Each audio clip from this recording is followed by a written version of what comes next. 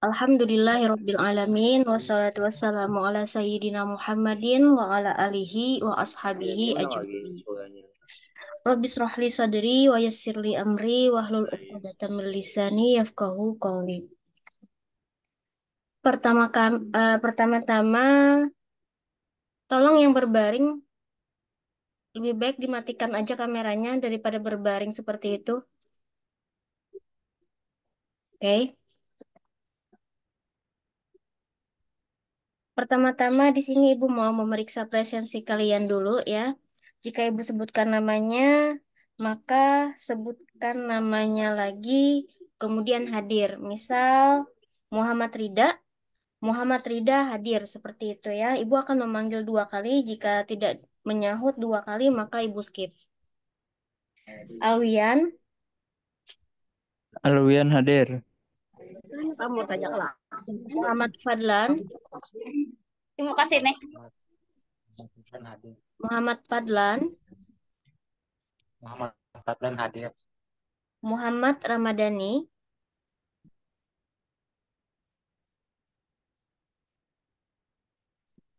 Muhammad Ramadhani. Kita skip.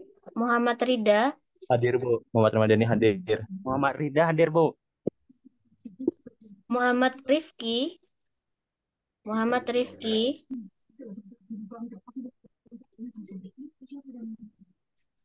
kita skip. Muhammad Rizky Ansari, Muhammad Rizky Muhammad Ansari, Rizky Ansari. Muhammad Rizky Ansari hadir, Bu. Muhammad Ruhi, Muhammad Ruhi hadir, Bu. satu kos ya. Muhammad Ruhi, Ramadhani, Rida, Refki, satu kos ya. Samsul juga. Samsul. Dan Tebel. Oh, Mohdam. Oh, baik. Muhammad Sapitra, Muhammad Sapitra, skip. Muhammad Yarni, M Yarni, Muhammad Yarni hadir. Muhda Hadi Saputra, Dari Saputra hadir, Bu. Ini mau di oke. Samsul. Rahmat pakai D, Rahmat pakai D ada. Rahmat hadir, Bu. Oke. Hadir, Rahmat Bu. I, Rahmat. Rahmat I hadir. Refki, Hadir, Bu. ya. Sairi, Saya Sairi, hadir, Bu. Sabri, Sabri hadir. On Kempang Sabri, oke. Syamsul Muarif, Samsul hadir, Bu. mana? Tak ada pun. Ada, Bu. Kayak gini, so. Hadir, Bu. Kadep bu hentian tuh, coba nyalakan lampunya. Anu, kuatnya halus nih. Kuatnya halus. Macam-macam. Aida, Ada, Bu. Ada, eh, Bu. Aisyah Nur Paradila,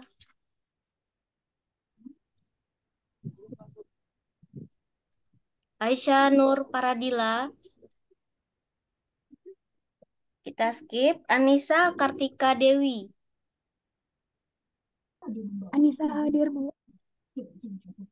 mana Anissa? Hadir, Bu. Arina Hidayati,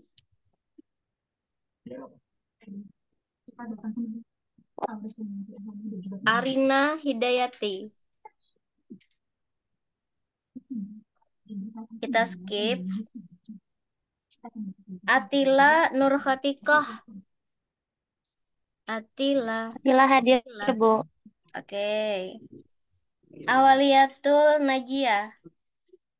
Walidatul Najiyah hadir, Bu. Kamelia.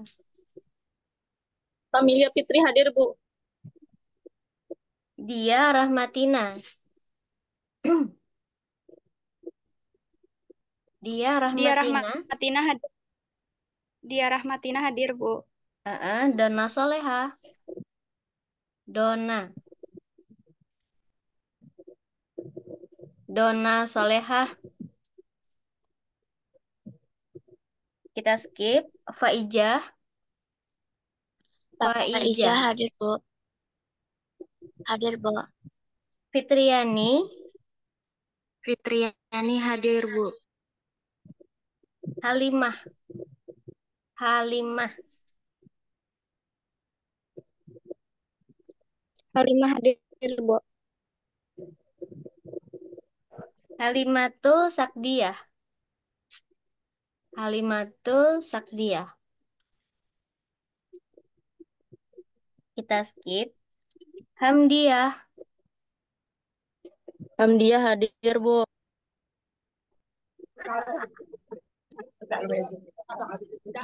Hana. Hana hadir, Bu. Hasna Afifah. Hasna Afifah hadir, Bu. Oke. Hadir. Hayatun Nida. Hayatun Nida hadir, Bu. Helda. Helda hadir, Bu. Herni. Herni hadir, Bu. Inayatul Aisyah. Orang Turki mana orang Turki? Hadir, Bu. Oke. Indah Suci. Indah Suci hadir, Bu. Ya. Irpina. Ada, Bu. Istiqamah. Hadir, Bu. Istiqamah hadir. Nuril Anissa. Nurul Anissa hadir. Abdul Halim. Bu Abdul Hadir. Oke. Nanti akan Ibu verifikasi kembali pada waktu yang tidak Ibu tentukan, tidak Ibu sampaikan di sekarang ya. Nanti tiba-tiba Ibu verifikasi kembali. Nah, eh, terima kasih untuk kehadirannya. Untuk hari ini materi kita adalah menyambung kembali tentang pengelolaan kelas. Ya, ada buku referensi asing yang mau Ibu kenalkan kembali dengan kalian. Kemarin itu ada buku bahasa asing kan, yang Classroom Management Teknik. Nah, sekarang ada lagi buku baru tentang pengajaran yang efektif. Perlu kalian ketahui, untuk penulisan skripsi, pada pedoman skripsi itu sudah dijelaskan bahwa untuk skripsi secara HA Muntai itu minimal 5 referensi asing. Baik itu dari bahasa Inggris ataupun dari bahasa Arab. Nah, di sini Ibu kenalkan dengan kalian buku yang mungkin nanti akan jadi rujukan kalian dalam penulisan skripsi kalian. Terutama jika topiknya itu tentang pengelolaan pengajaran, tentang pengelolaan kelas.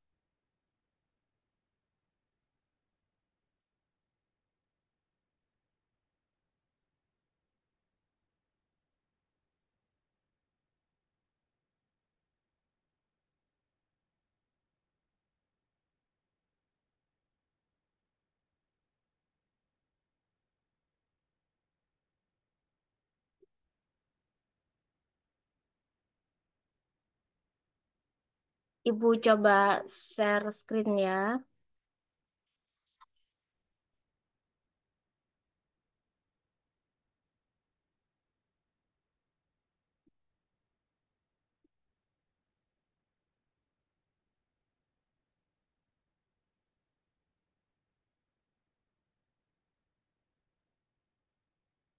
Apakah sudah nampak bukunya di layar kalian? Sudah. Oke, ini judul bukunya Classroom Management for Successful Instruction. Pengelolaan kelas untuk pengajaran yang sukses. Ya, penulisnya Zerot Bila. Oke. Terus penerbitnya Shell Education. Tahun terbitnya 2015. Nah, jadi udah ada datanya untuk bisa kalian menuliskan di sumber kutipan maupun daftar pustaka. Di sini Ibu mau memberikan tips jika kalian hendak membaca buku ya.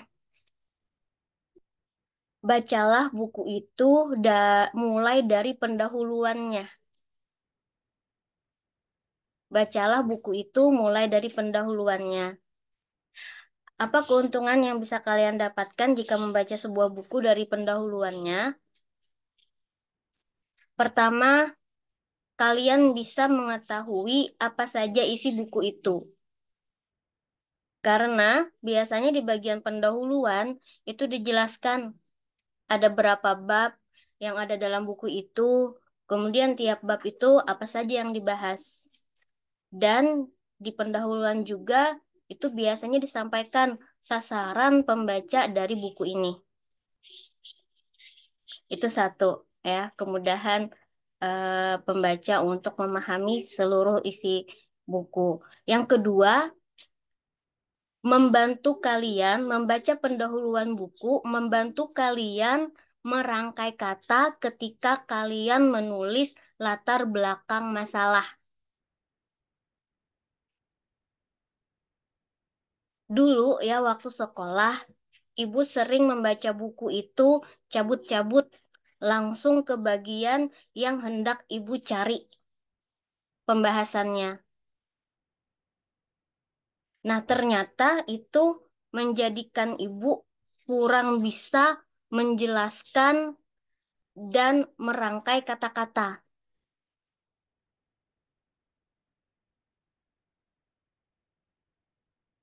Sehingga kalau menulis itu akan terbatas kosakatanya. Kemampuan kita menjelaskan menjadi eh, tidak terasah kalau kita membaca buku langsung hendak melihat ke bagian yang hendak kita cari. Ini pengecualian kalau kita sedang darurat, sedang terdesak ya. Kalau sedang terdesak kan biasanya orang pakai teknik membaca skimming yang langsung ke pokok permasalahan yang hendak dijelaskan, hendak dicari jawabannya. Ya, membaca cepat. Jadi dikecualikan dari hal itu. Apabila kamu punya maksud hendak betul-betul ya membaca sebuah buku, memahami isi sebuah buku, itu bacalah mulai dari pendahuluan. Misalnya buku ini.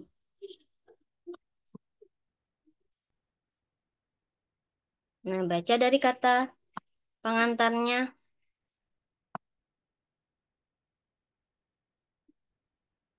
Pengelolaan kelas bukan hanya soal disiplin, tetapi pengelolaan kelas itu lebih dari sekedar pengetahuan tentang kurikulum, materi yang apa-apa saja materi yang dapat guru ajarkan, dan teknik-teknik pengajaran.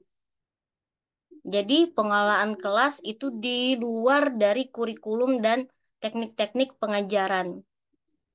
Ya. Dalam buku ini, penulis itu dia mengibaratkan ada kereta dan ada kuda.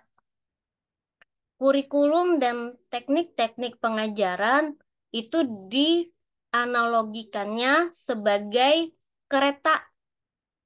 Kudanya si pengelolaan kelas. Yang banyak dibahas orang, yang banyak dibicarakan orang, ya, itu tentang isi-isi pelajaran, materi, dan juga teknik-teknik yang bisa digunakan untuk menyampaikan materi tadi. Tetapi kudanya sering ketinggalan. Jadi tak dahulu si keretanya, tak dahulu gerobaknya di muka sering dibahas ya, diutamakan dalam setiap kali perdebatan. Sedangkan kudanya di belakang ketinggal. Artinya pembahasan tentang pengelolaan kelas ini masih sedikit dibandingkan dengan pembahasan tentang materi dan juga teknik-teknik pengajaran. Padahal pengajaran itu tidak dapat berlangsung dengan baik, tujuan pengajaran tidak dapat tercapai dengan sebaik-baiknya, dengan efektif, ya, tanpa adanya pengelolaan kelas yang baik dari guru.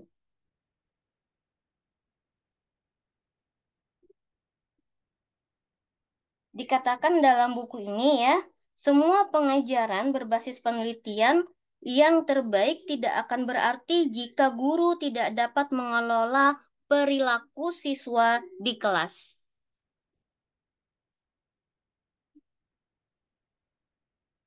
Bu Hanpian tuh coba rasakan di kelas B itu macam-macam kalau kelakuannya, perilakunya macam-macam.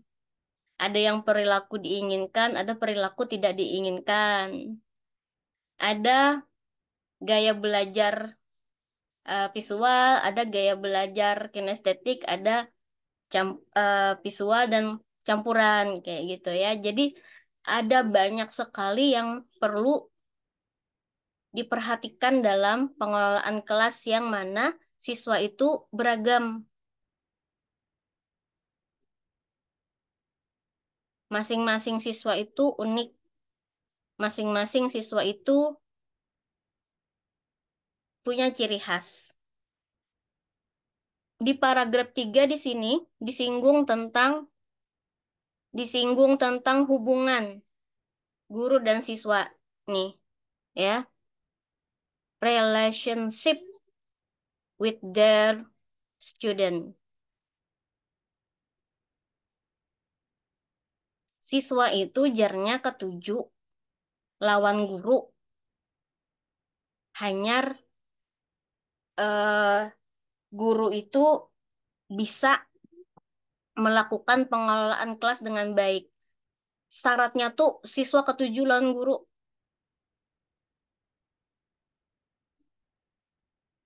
Bahasa Bu Hanpian tuh wibawa aja. Penerimaan. Logikanya jika ada wibawa tuh jangan pian pikirkan yang pengaruh yang besar ya. Siswa menerima guru itu sudah wibawa. Ada penerimaan siswa kepada gurunya sudah wibawa tuh.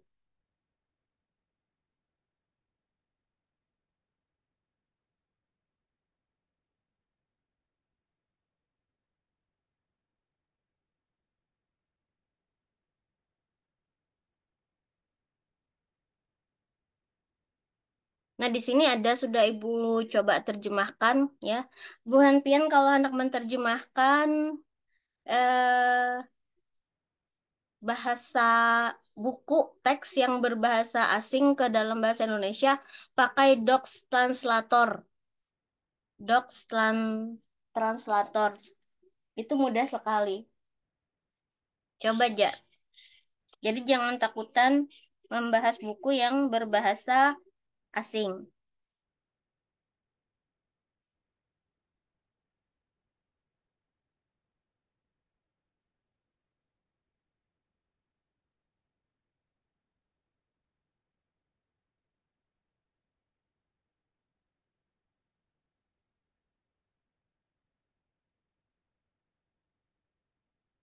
Di buku ini masih di halaman yang sama, ya. Guru harus mengembangkan hubungan positif dengan murid-murid mereka, ya.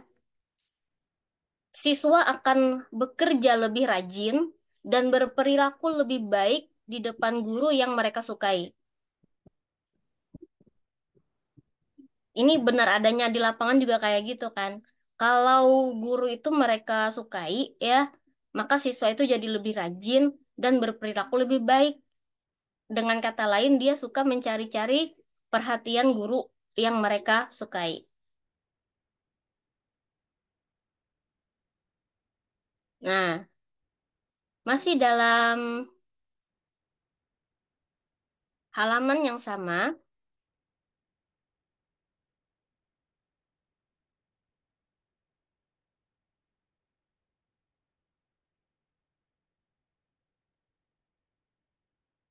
di paragraf terakhir, ya, bagi seorang siswa, apa yang bisa membuat siswa itu bisa menyukai seorang guru? Bu Hanpian tuh bisa suka sama guru kenapa? Sebelum kita ke textbook, Ibu tanyakan ke Bu Hanpian dulu. Bu Hanpian tuh suka sama dosen, sama pengajar karena apa? Ibu nanya satu-satu ya. Ke Muhammad Rizky Ansari. Muhammad Rizky Ansari, sebagai siswa, sebagai peserta didik, Pian itu suka sama guru karena apa? Pembawaannya, Pak. Oke, kita tulis dulu ya pembawaannya. Pembawaannya bagaimana? Bisa dijelaskan kah?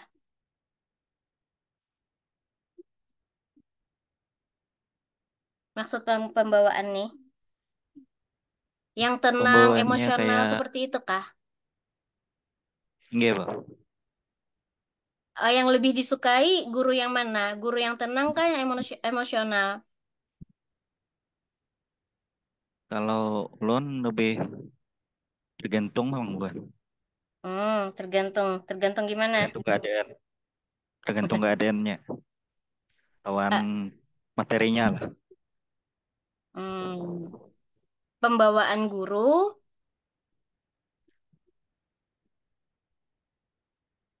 yang bisa membawa diri tergantung situasi dan materi yang disampaikan. Seperti itu kah maksudnya? Enggak, Pak. Pembawaan guru bisa menyesuaikan dengan materi yang disampaikan dan apa? Ansari? Situasinya. Situasi di kelas. Jadi nggak masalah guru itu tenang atau emosional, yang penting sesuai. Enggak, Pak. Oke. Sapitra, Pang, guru yang kamu sukai itu guru yang bagaimana, Sapitra?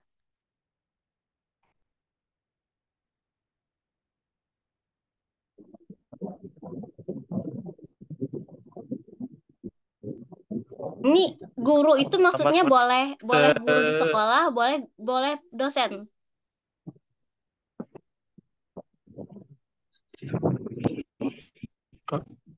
kalau menurut ulun, boy,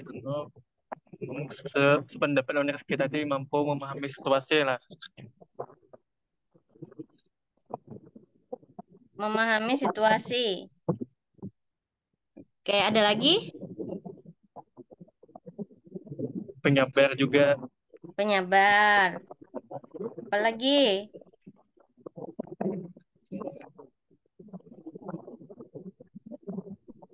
suka mengajak bercanda lah.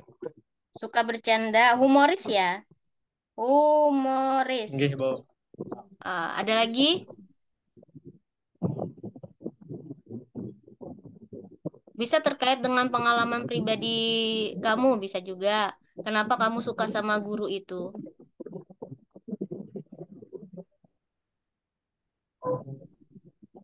Oke, kita beralih ya ke salah satu anggota boy band. Nah, antara Ramadhani, Rida, Ruhi, Refki, Ibu mau tanya Ruhi. Ruhi, kenapa kamu suka sama seorang pengajar? Nang kayak pembelajarannya tuh kadang membosankan, wey. Apa? Kan public, public speakingnya bagus, kadang membosankan, kadang banyak pandai aja, kayak Oh, memberi bergaya, uh. kadang terlalu serius. Kada terlalu serius, tapi kada terlalu banyak bercanda juga. Itu, Ibu catat dulu, kada kada tidak terlalu serius, tapi tidak terlalu bercanda. Bercanda. Oke. Coba kita lihatlah kalau di buku ini apa gerang yang membuat siswa itu suka sama guru. Hasil hasil penelitian buku ini, hasil wawancara guru ini, penulis buku ini ke siswa. Bentar ya. Share screen. Bentar.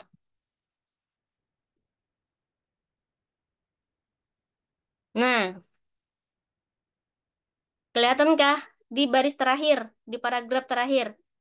Bagi seorang siswa, ya, apa yang diperlukan agar saya dapat menyukai guru saya? Dengan kata lain, kenapa guru itu dia sukai? Ya, atau apa alasan dia menyukai guru? Seperti itu. Pertama-tama, jarnya, saya perlu tahu bahwa dia mengenal dan menyukai saya sebagai pribadi. Artinya guru itu juga suka sama siswanya itu. Tidak antipati, tidak senewen gitu. Nah, ada kan langkah sih ya guru yang entah kenapa dengan siswa itu kada ketuju aja. Pokoknya menyarik aja lawan siswa itu. Entah kenapa.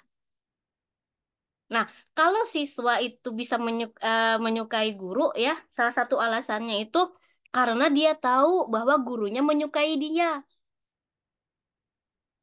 Misalkan nih, eh, Indah tahu kalau ibu suka sama kecerdasan Indah, ya, misal seperti itu. Indah tahu ibu suka sama Indah, ya. Maka Indah juga suka sama ibu. Jadi rajin kalau masuk kalau kelas ibu, rajin ngerjakan tugas, ya. Karena dia tahu ibu suka dia, ya, sehingga dia lebih rajin gitu. Dan akan melakukan segala kemungkinan untuk memastikan saya tidak mau di depan teman-teman saya. Nah, jadi siswa itu beranggapan guru yang menjaga harga dirinya ya di depan kawan-kawannya di depan kelas itu patut disukai, tidak mempermalukan siswa. Ya, sehingga siswa itu merasa eh, harga dirinya itu dilindungi ya sehingga dia suka sama gurunya. Selanjutnya saya perlu tahu bahwa guru dapat menangani kelas sehingga saya aman. Ya, ya yang seperti yang tiga orang tadi sampaikan ya, gurunya bisa mengendalikan situasi pembawaannya itu sesuai dengan situasi dan tadi sesuai dengan materi yang disampaikan. Tambah lagi em, apa namanya humoris ya tadi, sehingga guru itu memungkinkan untuk disukai seorang siswa. Intinya guru tadi dapat membuat siswa itu merasa aman. Aman dari apa? Ya tadi aman dari rasa malu, ya, aman dari eh, ejekan teman-temannya, aman dari rasa malu tidak bisa mengerjakan tagihan guru, ya, dan lain sebagainya. Maka saya perlu mengetahui ekspektasi gurunya itu nyak gurunya, ya. Sehingga kalau orang sudah suka sama gurunya, maka dia tadi akan lebih rajin, akan lebih berusaha lebih keras untuk bekerja sesuai dengan permintaan gurunya. Dan terakhir, saya perlu mengetahui apa yang saya pelajari dan mengapa saya mempelajarinya. Artinya guru yang disukai itu, dia selalu menjelaskan hal-hal apa saja yang perlu siswa pelajari dan alasan mengapa siswa itu harus mempelajarinya. Makanya, dalam setiap pengajaran, hendaknya guru itu menyampaikan maksud tujuan pengajaran di hari itu. Halo,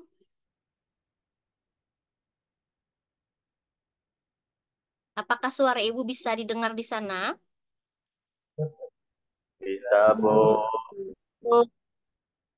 Kasih tahu ibu jika kalian masih relate sama ibu. Kalau ibu memanggil halo, kalian nyahutnya hai. Kalau ibu memanggil dengan hai, kalian menyahutnya dengan hello. Kalau ibu memanggil dengan kelas, kelas, kelas, kalian menyahutnya dengan yes, yes, yes. Ya, kalau ibu bilang Assalamualaikum warahmatullahi wabarakatuh, maka jawabannya Waalaikumsalam warahmatullahi wabarakatuh. Bisa ya? Ini para boy band yang lagi berkumpul. Oke. Lanjut ya. Masih bisa? Lanjut. Bentar.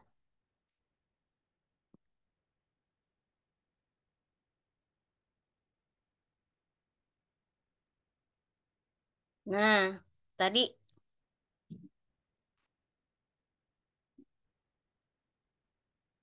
tadi Bu sampaikan kan kalau kita membaca kata pengantarnya, pendahuluannya, maka salah satu yang disampaikan itu adalah maksud dari buku ini, ya. Sasarannya juga. Sasaran buku ini adalah seperti kalian mahasiswa yang sedang berjuang untuk mencapai cita-cita menjadi pengajar, menjadi pendidik, ya, dan juga semua guru lainnya untuk menemukan peta jalan menjadi guru yang menciptakan ruang kelas mahakarya ajarnya.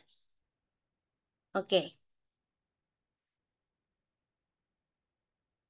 Nah, sini kita lewati. Di sini Ibu mau membawa kalian kepada perbedaan antara manajemen kelas dengan disiplin.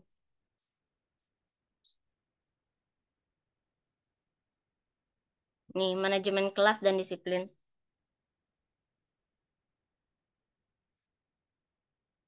Manajemen kelas versus disiplin kelas. Bila Bu Hanpian membaca ya halaman 15 ini kan disajikannya dalam bentuk paragraf kan? Nah, ketika kalian mengutip halaman ini untuk menjelaskan perbedaan manajemen kelas dengan disiplin kelas, maka kalian untuk menghindari para plagiasi, maka kalian harus memparafrasekannya. Di antara cara yang paling mudah untuk menghindari plagiat, ya, tindakan plagiat adalah uraian dalam paragraf ini kita buat tabel. Karena di sini kan isinya membedakan. Paragraf ini bercerita tentang perbedaan manajemen kelas dengan disiplin kelas. Apakah kalian melihat teks di situ? Melihat, Bu. Ada, Bu.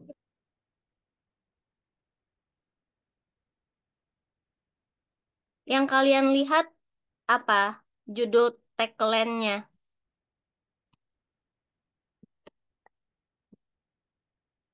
Kamelia. Kamelia melihat judul tagline-nya apa?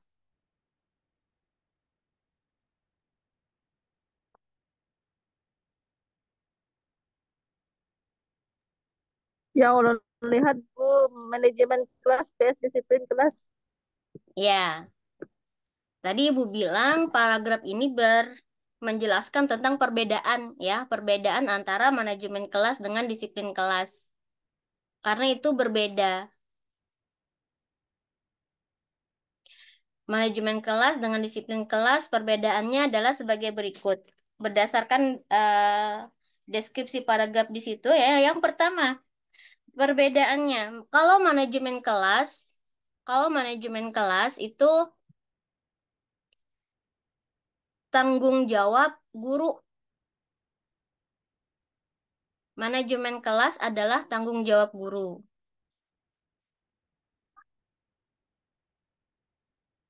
Kalau disiplin kelas adalah tanggung jawab siswa.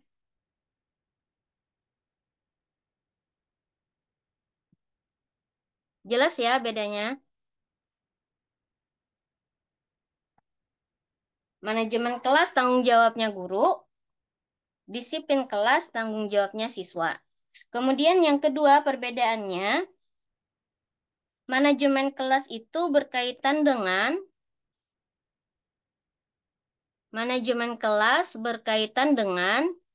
nih prosedur, aturan-aturan, rutinitas atau keseharian di dalam ruang kelas. Dan structure berarti struktur organisasi kelas. Ya. Jadi tiga hal ini merupakan ruang lingkup dari manajemen kelas. Sedangkan disiplin kelas itu berkaitan dengan impulse management and self control. Berarti disiplin ini tadi ya merupakan tanggung jawab siswa. Kemudian impulse management artinya pengendalian, pengelolaan keinginan siswa. Tidak semua keinginan siswa itu bisa dia laksanakan. Tadi kan ada aturan-aturan tuh kalau pada manajemen kelas ya. Jadi disiplin itu berkaitan dengan keinginan-keinginan siswa, dorongan-dorongan perilaku siswa, dan pengendalian diri siswa.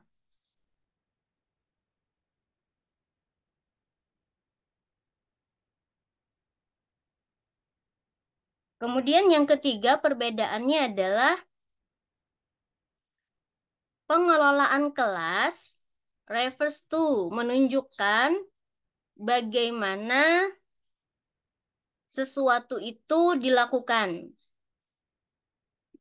Ya tadi prosedur ya, aturan-aturan tiap melakukan sesuatu itu ada aturannya.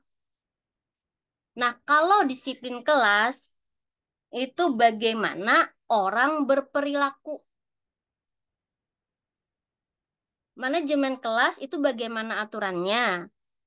Kalau disiplin kelas, bagaimana orang berperilaku, bagaimana siswa itu berperilaku, bagaimana guru itu berperilaku.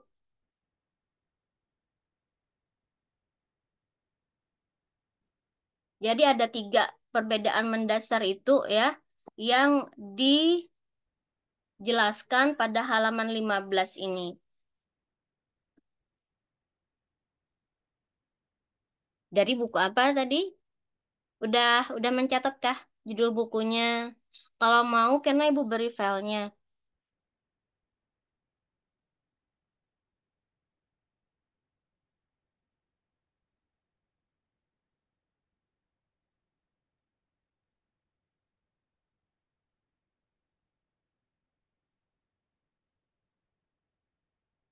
Sampai sini ada pertanyaan?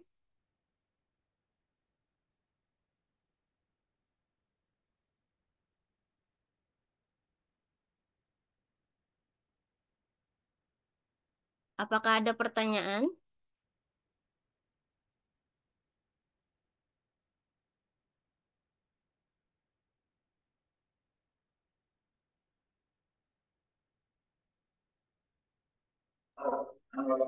Di sini, Bu. Untuk yang perbedaan ketiga tadi bisa diulang lah, Bu. Oke, yang perbedaan ketiga adalah, coba lihat di layar ya. Ini,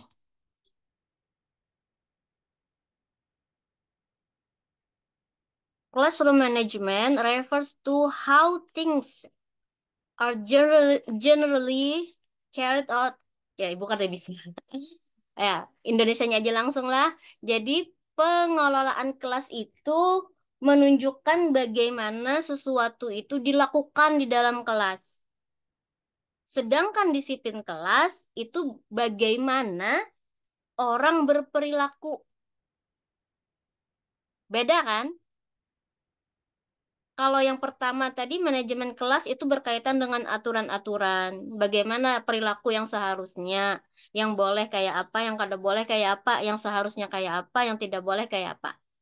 Berkaitan dengan larangan dan perintah yang harus dilakukan dan yang tidak boleh dilakukan.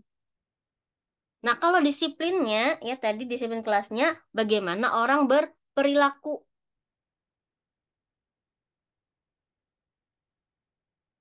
Bisalah membedakan. Iya, bisa, Bu. Terima kasih. Iya. Garis bawahi yang 3 poin ini. Ya, ada aturan, rutinitas, dan struktur.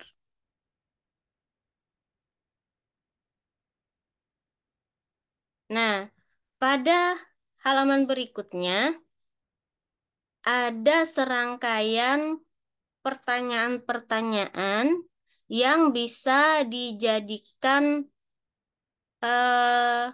alat untuk mengumpulkan data.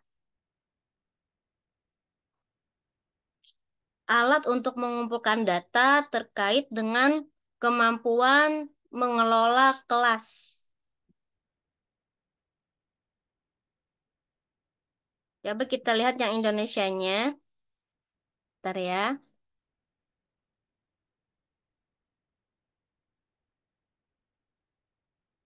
Di layar Bu Hanpian kelihatanlah angket penilaian diri lingkungan kelas. Kelihatan nggak? Ini kelihatan, Bu. Bahasa Inggris atau bahasa Indonesia? Bahasa Indonesia. Nah, oke. Jadi sudah paham kan ya kalau bahasa Indonesia bisa langsung paham. Nah, angket ini bisa kalian pergunakan dalam rangka studi pendahuluan. Apabila topik besar kalian itu tentang pengelolaan kelas. Studi pendahuluan ke lokasi penelitian untuk menentukan subjek yang menjadi sumber data kalian. Jika kalian jeli, jika kalian bisa mengembangkan, selain subjeknya dapat, Bu Hanpian lebih eh, lebih fokus masalahnya kayaknya, ya, lebih dapat melihat permasalahan yang bisa dijadikan objek penelitian.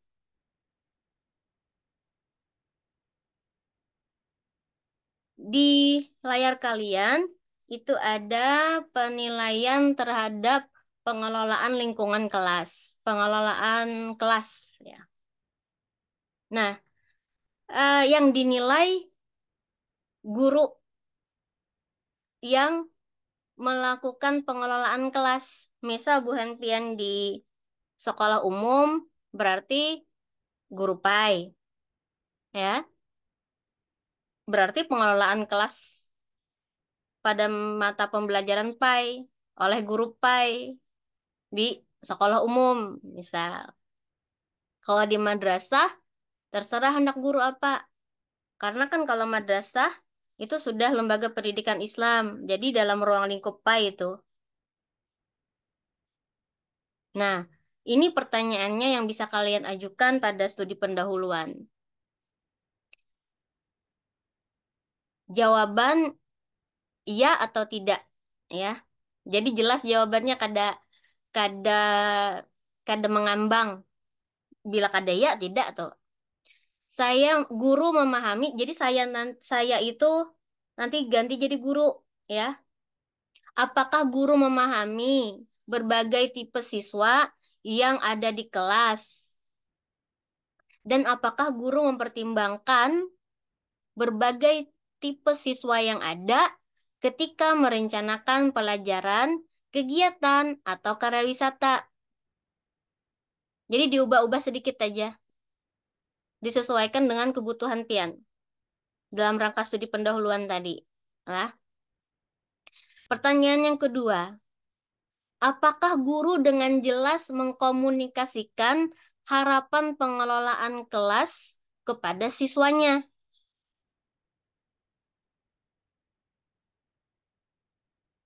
Ya, bisa dengan harapan itu dimaknai bisa tujuan yang hendak guru capai. Ya, apakah disampaikan tuh tujuan yang hendak dicapai oleh guru itu kepada siswa? Misalkan, ya, dalam pengelolaan kelas itu guru membagi siswanya menjadi 2 kelompok. Nah, dalam rangka apa pembagian kelompok itu harus disampaikan. Idealnya kan harus disampaikan. Kemudian yang ketiga, apakah guru menindaklanjuti dengan konsekuensi ketika peraturan kelas dilanggar? Nah, pertanyaan ini kita memeriksa apakah ada akibat ketika peraturan kelas yang telah disepakati bersama antara guru dan murid itu dilanggar. Kemudian yang keempat, apakah siswa Anda tahu apa yang harus mereka lakukan ketika mereka sudah selesai mengerjakan tugas? Jadi diubah-ubah sedikit kata-katanya tuh disesuaikan kebutuhan Bu Hentian. Kemudian, apakah guru biasanya memahami mengapa seorang anak bertingkah, berbuat, atau tidak berbuat yang terbaik? Apakah guru bisa memahami alasan mengapa seorang anak berbuat atau tidak berbuat yang terbaik? Pertanyaan ini terkait lawan. Kalau Ibu Bahari pernah di kelas tuh basic kawan. Biasanya siswa itu kan hendak melakukan yang terbaik, hendak memberikan usaha yang terbaik. Kalau kawan Ibu itu dapat 6 cukup akhirnya. Udahnya hendak lagi berpikir keras, dapat 6 cukup akhirnya. Udah tercapai targetnya, kumpul. Ya, alasan itulah yang harus coba dipahami oleh seorang guru. Mengapa siswa itu berbuat atau tidak berbuat yang terbaik? Pertanyaan selanjutnya, guru selalu mengatasi permasalahan siswa dengan tepat dan tepat waktu. Selain cepat, ya, tepat, juga tepat waktu. Artinya tidak berlarut-larut sebuah permasalahan itu. Sehingga permasalahan cepat ditangani dan juga dengan cara yang tepat. Kemudian apakah guru menggunakan berbagai metode intervensi? Artinya dalam pengelolaan kelas, berbagai cara, berbagai metode harus sudah diterapkan oleh guru dalam mengatasi berbagai gangguan, hambatan yang mungkin ada di kelas. Kemudian pertanyaan selanjutnya, apakah guru mengajarkan kepada siswa bagaimana cara memecahkan masalah mereka secara mandiri? Jelas aja lah butir ini. Kemudian, apakah guru mendorong siswa untuk menyelesaikan masalah interpersonal mereka tanpa bantuan guru? Kemudian, apakah guru mengetahui ada siswa yang dapat membantu siswa lainnya mengatasi masalah. Ini berkaitan dengan pertanyaan yang di atas itu ya. Apakah siswa itu bisa mengatasi permasalahan intern antara sesama siswa? Atau nyoba adulan guru, mengandalkan guru untuk mengatasi masalah. Kemudian, apakah murid-murid Anda ingin berada di kelas Anda? Nah, itu kan sifatnya persepsi kan, persepsi guru yang bersangkutan. Apakah ya atau tidak? Beliau mengatakan mengklaim itu ya, berarti nanti lihat kesimpulannya. Apakah siswa saya merasa aman di kelas saya? Apakah siswa Anda merasa aman di kelas Anda?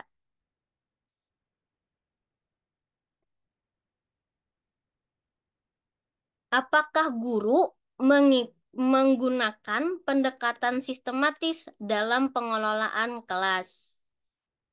Apakah guru mendapatkan tanda-tanda untuk menarik perhatian siswanya?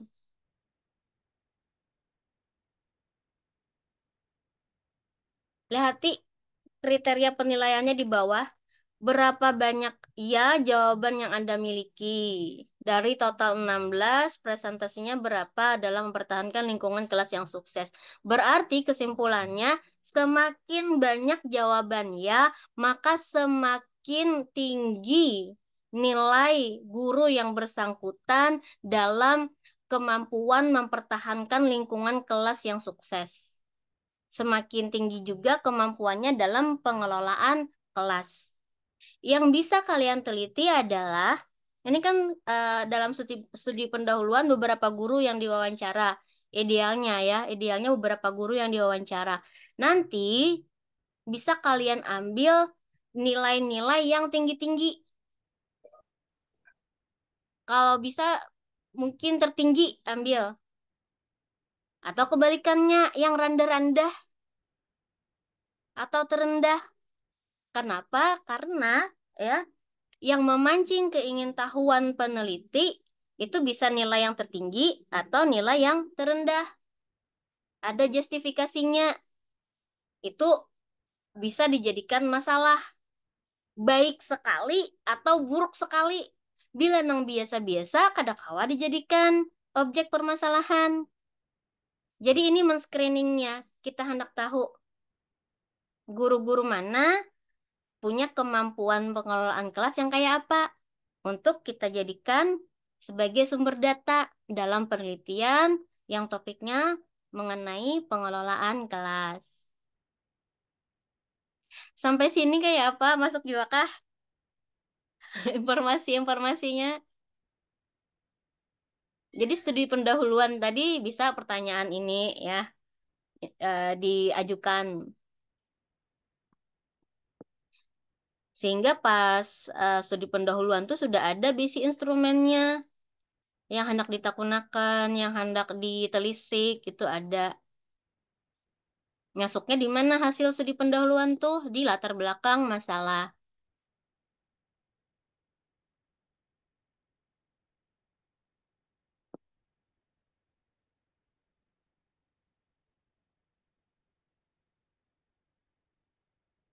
Ada pertanyaan kah?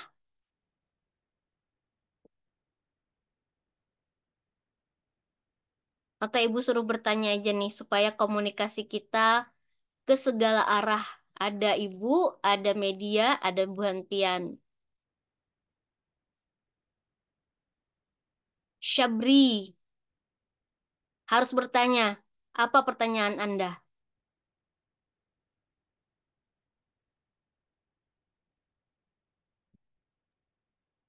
Pertanyaannya boleh kamu di luar materi? Boleh kalau Ibu bisa menjawab, silakan. ini bagaimana Bu cara menentukan masalah atau cara agar kita tuh mudah menemukan masalah dalam penyusunan eh, untuk menyusun judul skripsi gitu, Bu. Mm-mm. Oke, makasih Sabri. Jadi Ibu kaitakan dengan mata kuliah kita ya, pengelolaan pengajaran. Nah, pertama Pian tentukan dulu tema besarnya. Tema besarnya apa gereng yang hendak Pian angkat. Misalkan pakai teori faktor ya. Teori faktor itu kan pendidikan ada 4 faktor. Ada faktor pendidik, ada faktor peserta didik, ada faktor alat pendidikan, ada faktor lingkungan pendidikan. Nah, dari 4 faktor ini, Pian kemana hendak bukanya? Misalkan ke pendidik nih lah. Salah satu kompetensi yang harus dimiliki oleh pendidik itu adalah kompetensi profesional.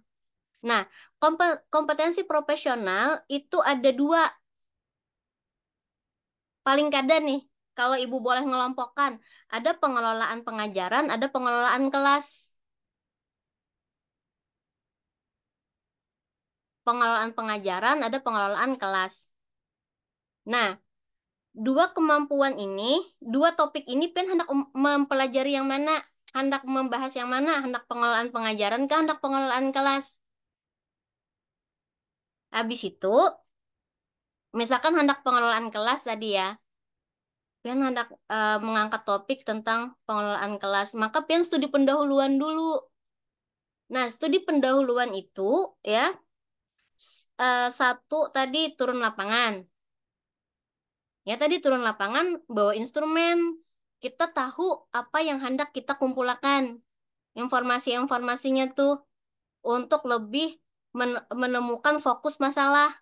Kan masalah banyak di lapangan tuh. Ada yang layak diteliti, ada yang kada layak diteliti. Salah satu cara kita mengidentifikasi masalah yang layak diteliti, tadi pakai instrumen yang coba Ibu sajikan tadi. Ini topiknya tentang permasalahan pengelolaan kelas, kemampuan guru dalam mengelola kelas. Ini instrumennya. Setelah kita menanyakan itu kepada guru, ya, kita dapat hasilnya nih. Semakin banyak jawaban ya, maka kemampuan guru dalam mengelola kelas itu semakin bagus. Sebaliknya, kalau banyak jawaban tidak, berarti kemampuan guru dalam mengelola kelas itu buruk. Pian boleh ambil yang paling buruk atau paling bagus. Sama-sama masalah tuh. Bila paling bagus, nanti hasil penelitian Pian dari subjek tersebut tentunya akan menghasilkan model atau pola atau gaya dalam mengelola kelas yang bagus. Sebaliknya bila Pian mengambil tadi yang jadi Ibu juga masalah tuh yang nilainya rendah, yang banyak jawaban tidak, maka kita akan tahu penyebab kegagalan orang mengelola kelas.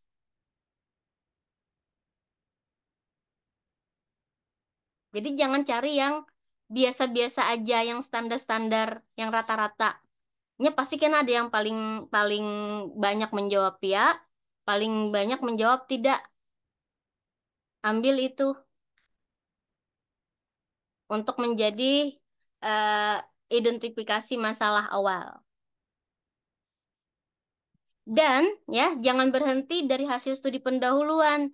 Pian lihati di artikel penelitian terdahulu. Apa saja permasalahan-permasalahan yang sudah dibahas orang tentang topik pengelolaan kelas. Tentu saja ya kalau dalam penelitian itu tidak ada yang satu variabel aja, minimal 2 variabel. Variabel di sini adalah maksud Ibu ya. Misal gini, hubungan antara manajemen kelas dengan disiplin kelas dalam pembelajaran PAI di mana misal. Itu kan ada pengelolaan kelas, ada disiplin kelas. Ada dua tuh yang dibahas dan coba dilihat hubungannya di situ. Jadi penelitian kuantitatif gitu. Memeriksa apakah ada hubungan antara pengelolaan kelas dengan disiplin kelas. Misalkan hendak PTK. Kalau PTK itu eh, alasan peneliti melakukan PTK itu adalah keinginan untuk meningkatkan proses belajar mengajar. Makanya kalau PTK itu pasti kayak gini judulnya. Penggunaan metode cooperative learning misal untuk meningkatkan keaktifan siswa. Penggunaan metode kolaboratif untuk meningkatkan rasa percaya diri siswa. Misalkan seperti itu.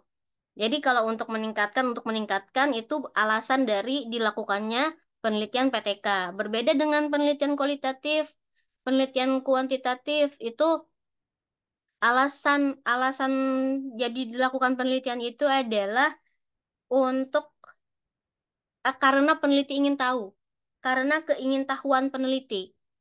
Jadi ada perbedaan yang mendasar di situ. Nah, yang perlu dibuktikan itu, yang perlu dikuatkan adalah kenapa sehingga peneliti punya keingintahuan. Makanya harus disajikan studi pendahuluan, ya harus ada studi pendahuluan ke lapangan, studi pendahuluan dari literatur. Seperti itu. Bagaimana Syabri?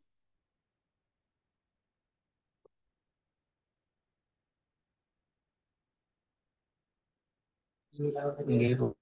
Bisa dipaham. Apa yang bisa ditangkap, bisa dijelaskan lagi?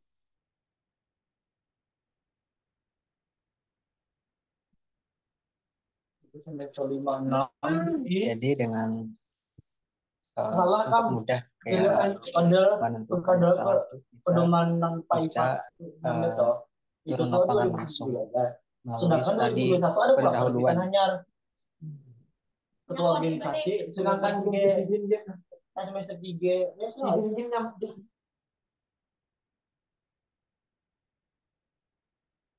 Baik. Nah, sekarang coba pian lihat angket yang selanjutnya. Nah, ini.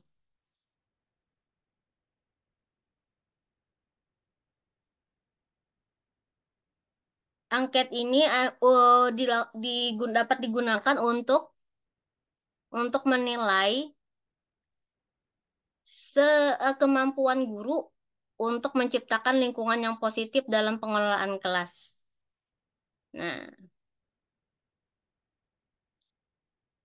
ini ada kaitannya dengan materi kita, di mana siswa itu punya aspek psikologis, punya perbedaan individual dalam hal aspek psikologis, aspek biologis, ya. Aspek psikologis itu termasuk kecerdasan, termasuk juga dengan konsep diri, harga diri, ya, efikasi diri dan lain sebagainya. Itu termasuk faktor psikokognitif. Nah, di sini coba Bu Hanpian lihat. Ini yang diperiksa tuh gurunya, ya. Pertanyaan nomor 1. Permintaan guru kepada siswa adalah jawaban 1 sampai 4 itu ambigu. Yang 5 sampai 10 itu makin 10 makin ke angka 10 itu makin jernih. Maksudnya adalah dalam meminta siswa melakukan sesuatu, mengerjakan sesuatu, apakah perintah guru itu menggunakan kata-kata yang tidak bermakna ganda. Ambigu itu kan bermakna ganda. Jadi ketika siswa diperintah melakukan sesuatu, inya bingung. Maksud guru ini apa? Yang bagus itu permintaannya itu jelas, tidak dengan kata-kata yang mengandung makna ganda. Tuh, jernih, tidak ambigu.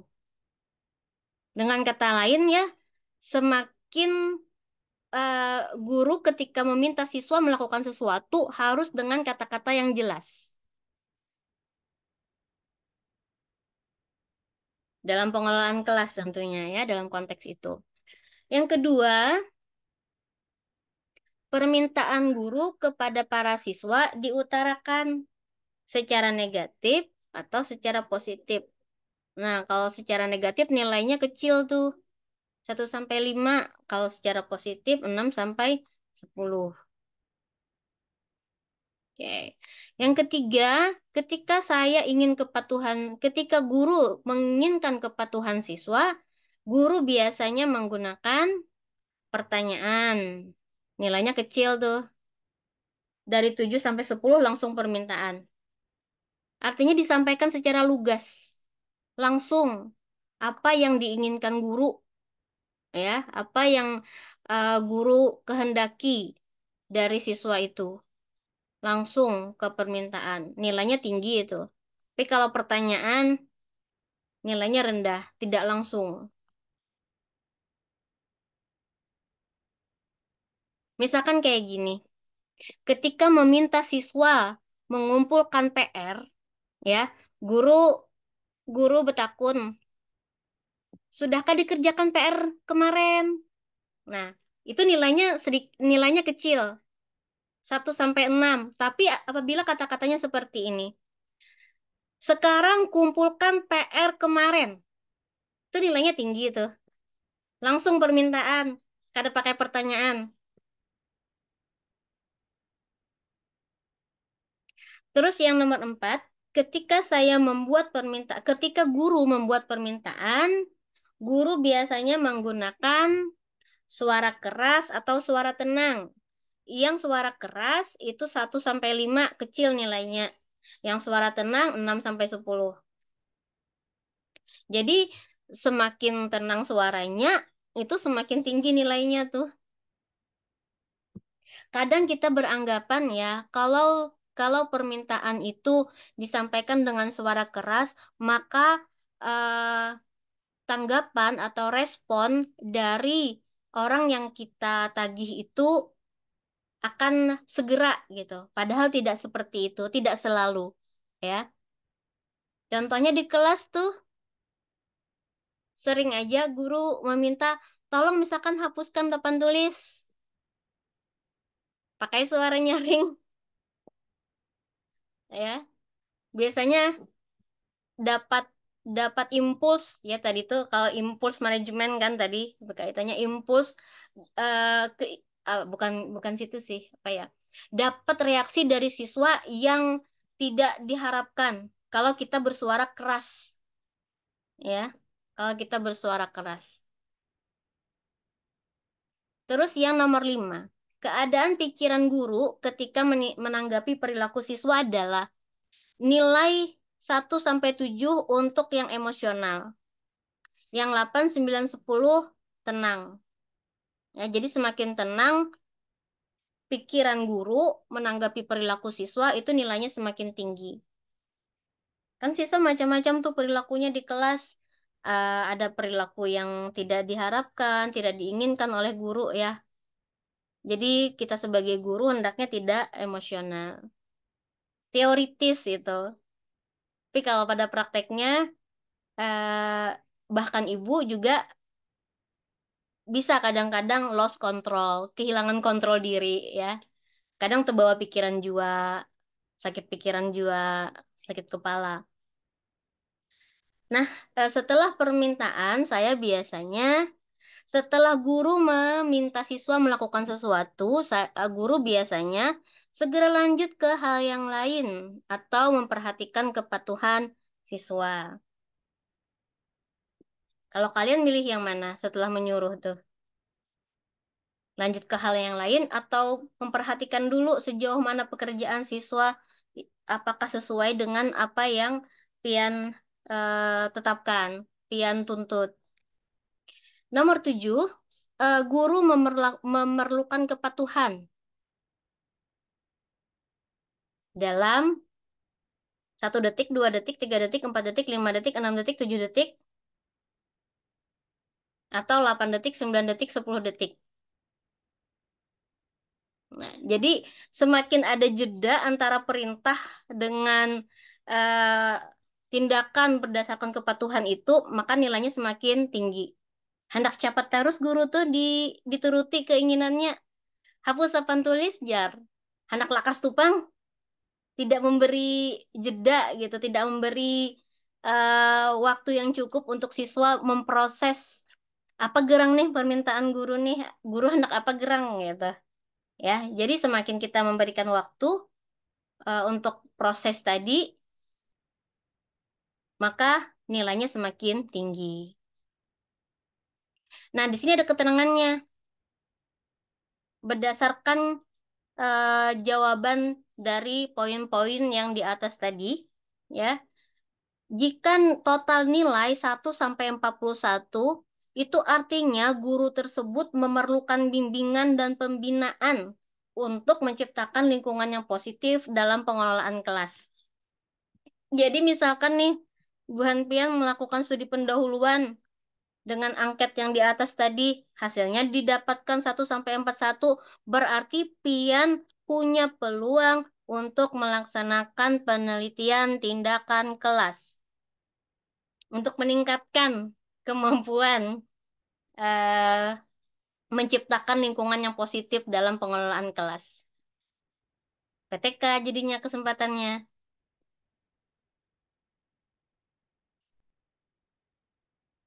Terus jika 42 sampai 48, berarti guru perlu perbaikan, ya.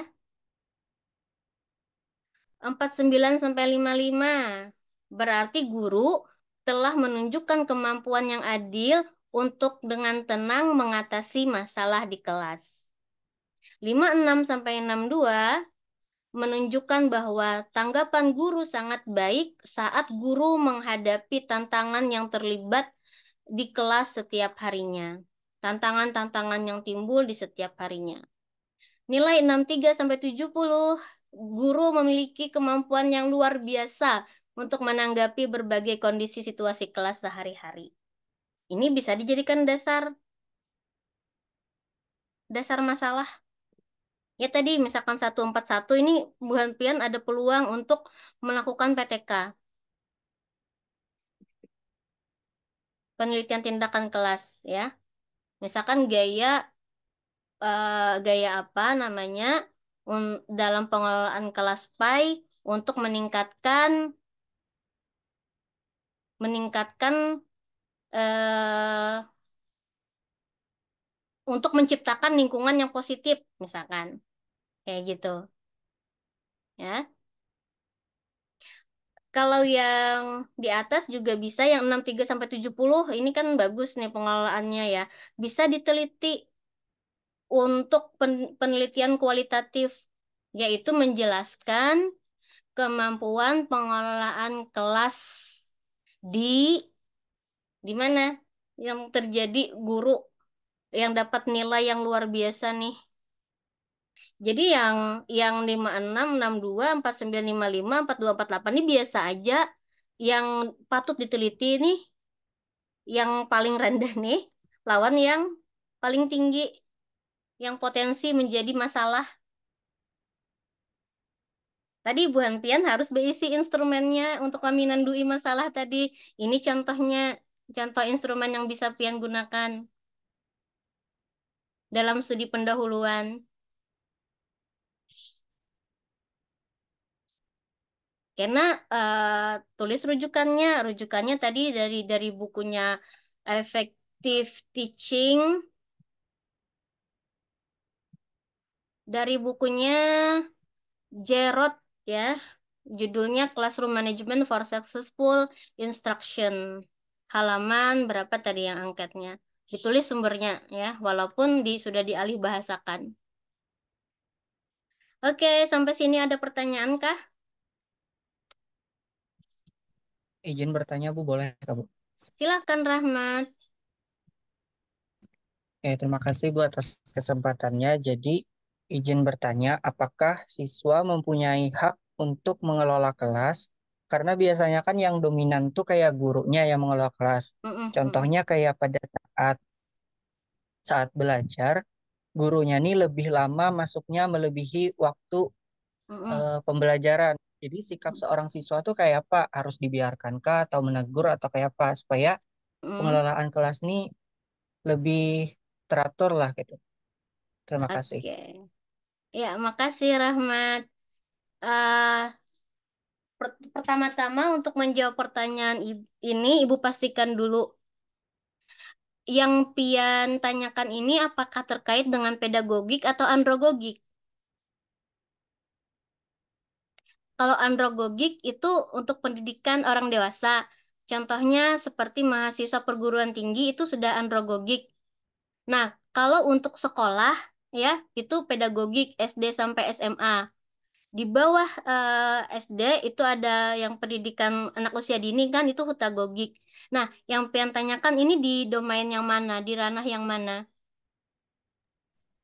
Bagian androgogik, Bu. Nah, kalau andragogik Ibu belum belajar. Maaf sekali ya, tetapi di sini akan Ibu kaitkan dengan dengan materi yang Ibu sajikan tadi ya. Sebentar, taruh sebentar.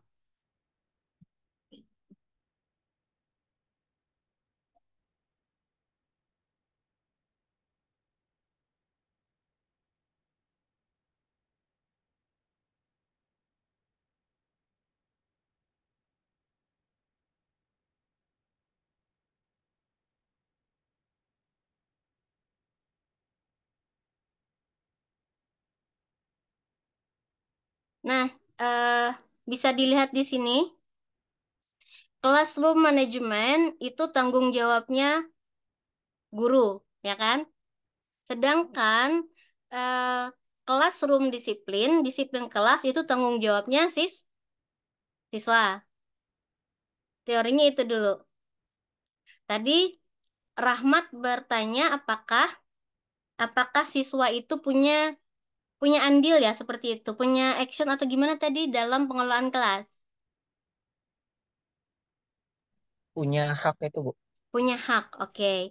Nah, kalau berdasarkan teori ini ya, classroom management itu tanggung jawabnya guru. Jadi yang berhak mengatur di sini adalah guru. Sedangkan siswa, dia tanggung jawabnya disiplin.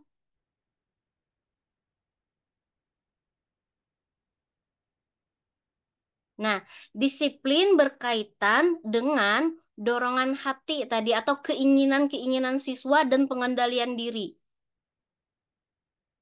Sehingga kalau kita melihat pada teori ini, ya memang siswa itu tidak punya tanggung jawab untuk pengelolaan kelas.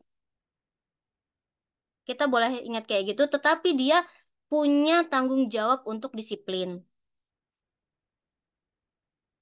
Sehingga apa yang menjadi tanggung jawabnya itu yang dilaksanakan.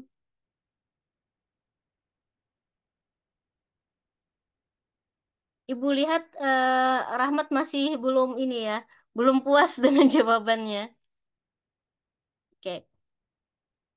Secara ringkasnya, Rahmat, Ibu bilang bahwa pengelolaan kelas itu haknya guru.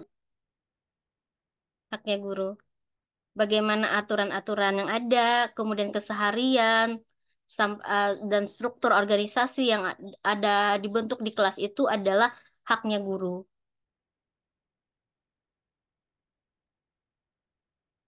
Gimana, Rahmat? Bisa dipahami. Terima kasih atas jawabannya. Mm-mm. Nah, kalau di perguruan tinggi itu Ibu lihat eh, walaupun ya pengelolaan kelas itu haknya dosen, tetapi di akhir perkuliahan itu kalian ada diberikan ruang, kesempatan untuk menilai kinerja dosen. Ya kan? Nah, di situ kalian memberikan apa yang menjadi pendapat Bu Hanpian, persepsi Bu Hanpian terhadap dosen, termasuk suka atau tidak suka tadi. Tetapi selama perkuliahan itu haknya dosen, ya.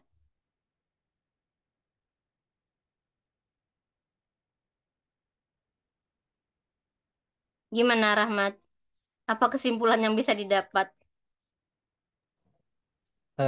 Yang ulun tangkap, jadi untuk pengelola kelas itu lebih dominan benar adanya untuk lebih ke gurunya aja, sedangkan Mm-mm. kalau siswa tuh lebih ke disiplin. Iya. Jadi tanggung jawab siswa itu adalah disiplinnya. Bagaimana dia mengendalikan diri dan juga mengendalikan keinginan. Ya, kan ya tadi macam-macam ya dorongan Bu Hanpian tuh dorongan hati, kehendak, kehendak dan keinginan banyak siswa tuh. Tapi ya tadi dibatasi dengan harus ada pengendalian diri, ya, disiplin terhadap aturan, ya. Oke, di tempat Ibu sudah azan dan Ibu sudahi sampai di sini dulu ya. Nanti sampai jumpa di hari Kamis insya Allah offline. Terima kasih atas kerjasamanya, waktunya. Mohon maaf atas kekurangan-kekurangan Ibu dalam menyampaikan. Wassalamualaikum warahmatullahi wabarakatuh.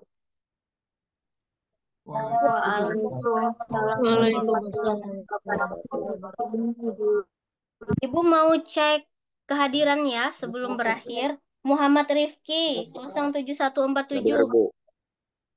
Hadir, Bu. Mana? Oke. Muhammad Sapitra ada. Aisyah Nur Faradila. Hadir, Bu. Oke. Dona Soleha. Dona Soleha. Tidak ada ya. Oke. Halimatul Sakdiah. Halimatul Sakdiah. Halimatul Sakdiah tidak ada. Yang lainnya cukup. Terima kasih semuanya. Sampai bertemu. Wassalamualaikum. Waalaikumsalam. Waalaikumsalam.